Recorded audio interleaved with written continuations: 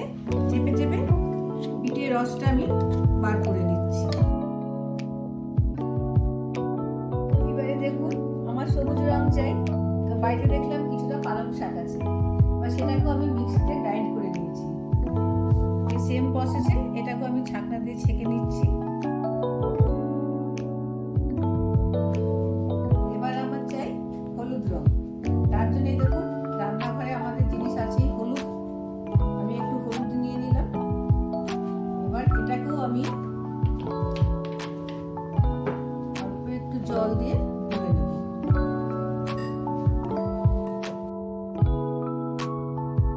কিছুটা কর্নফ্লাওয়ার নিয়েছি, যেটা আমাদের বাড়িতে থাকে কর্নফ্লাওয়ার, না থাকলে আপনারা এই জায়গায় ময়দাও দিতে পারেন।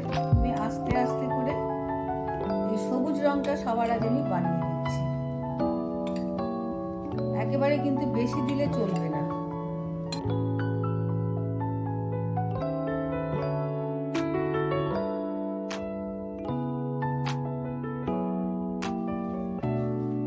এই দেখুন রেডি আমার সবুজ আবির। আমি এবারে লাল আবিরটা বানিয়ে আপনাদের দেখাচ্ছি। শুকিয়ে নিতে পারি বোধহয়। এবার দেখুন এর মধ্যে আমি আস্তে আস্তে যে বিটের রসটা আমি কিন্তু আস্তে আস্তে দেবো, একসঙ্গে সবটা মিলাবো না।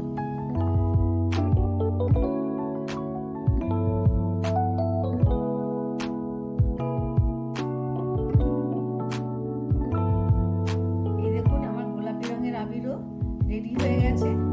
এবার আমি হলুদ আবিরটা রেডি করছি।